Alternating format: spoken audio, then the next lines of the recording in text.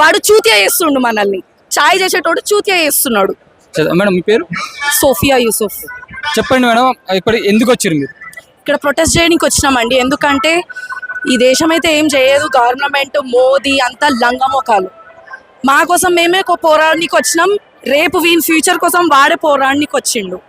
So ఇప్పుడు వాళ్ళు ఏం చేయనప్పుడు మాది మేము చేసుకోవాల్సి వస్తుంది. ఇక్కడ అందరు వచ్చిన వాళ్ళందరూ దానికోసమే వచ్చారు.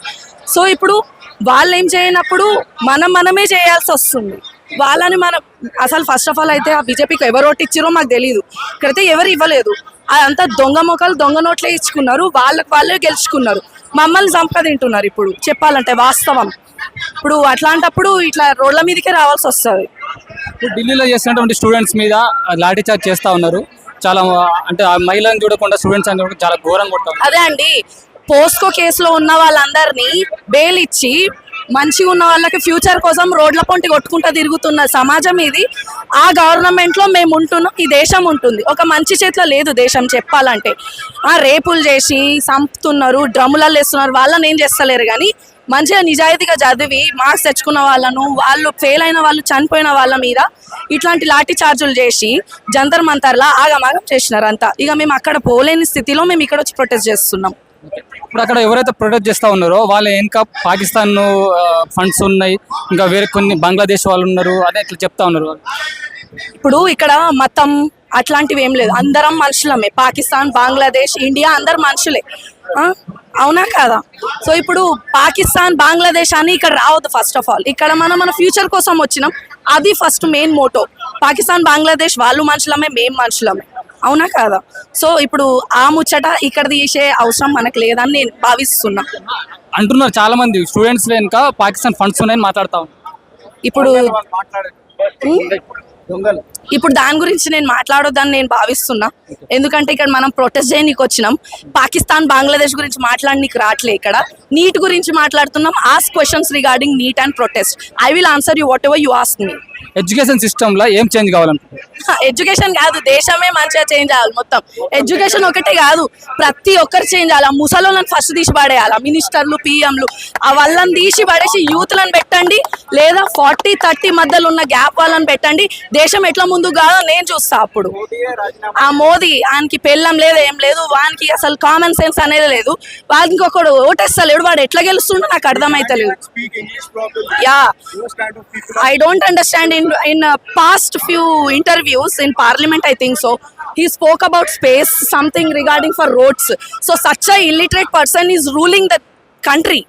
So I think ఒక యూత్ ఆర్ 30, 40, 50 ఏజ్ మధ్యలో ఉన్న వాళ్ళని ఒకసారి మీరు ట్రై చేయండి, పెట్టండి. Will see how changes will begin. I think so.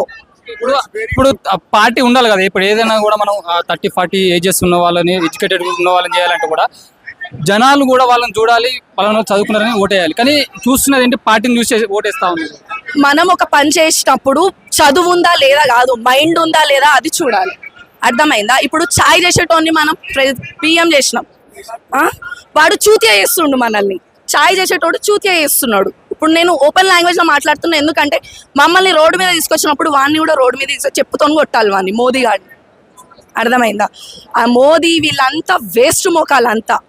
ఒక్కసారి ఈ దీన్ని తెలుగులో ఏమంటారు ఐ డోంట్ నో, ఈ కంట్రీ ఈ ఎవరైతే రూలింగ్ చేస్తున్నారో ముసలోళ్ళని అంతా వీక్ పడేస్తే ఇట్లా రోడ్ల పాలుగా మేము ఈ మట్టి కాలేజీలలో ఉండాలని రోడ్ల మీద ఉన్నాం. ఇప్పుడు 12 years నుంచి అనే పిఎం అయిన నుంచి ఒక్కసారి కూడా ప్రెస్ మీట్ పెట్టలేదు. కానీ నిన్న మాత్రం అర్ధరాత్రి ఒక సెల్ఫీ వీడియో ఎందుకు ఉంచుక్ లేదు, సోనం ఫాస్ట్ రివీల్ చేయంగానే అప్పుడు వచ్చిండు. దొంగ లెక్కనే వస్తారు. తను ఎన్ని డేస్ నుండి ఫాస్టింగ్ చేసినప్పుడు ఆయన ధైర్యం చేయలే, కానీ ఆయన ఫాస్ట్ తీసినాక ధైర్యం చేసి వస్తున్నాడు. వాడు దొంగనే కదా, మోదీ ఒక దొంగ ముఖం. సెంట్రల్ గవర్నమెంట్ లో బీజేపీ మారితే మన దేశం మారుతుంది అనుకుంటున్నారా? బరాబర్ మారుతుంది. ఈ బీజేపీ వల్లనే సర్వనాశనం అవుతున్నాం. వాళ్ళ వల్లనే పోస్కో కేసులు ఉన్న వాళ్ళు రోడ్ల మీద తిరుగుతున్నాం. చదువుకునేటోళ్ళు రోడ్డు మీద వస్తున్నారు. రేపులు చేసిన వాళ్ళు రోడ్డు మీద ఉంటున్నారు. బెయిల్ తీసుకొని దర్జాగా ముఖం ఇట్లా పెట్టుకొని నడిచేంత స్టేజ్ మీద తీసుకొచ్చిందే బీజేపీ పార్టీ. ఇప్పుడు స్టూడెంట్స్ ప్రొటెస్ట్ వల్ల ఎగ్జాక్ట్లీ స్టూడెంట్ ప్రొటెస్ట్ వల్ల బీజేపీకి ఎఫెక్ట్ పడే అవకాశం ఉంటుంది ఫ్యూచర్ ఎలక్షన్స్ లో. బరాబర్ పడుతుంది. ఇప్పుడు జంతర్ మంతర్లా మీరు చూడండి, స్టూడెంట్స్కి ఎంత ధైర్యం వచ్చింది పోలీసులను కొడుతున్నారు. ఎందుకు? ఆ లీనియన్స్ ఎవరిచ్చారు? గవర్నమెంట్. అందుకే కదా. సో బీజేపీని తీసేస్తే అంతా కరెక్ట్ అవుతుందని నా ఉద్దేశం కాదు, దేశం ఉద్దేశం. Thank you. Thank you so much.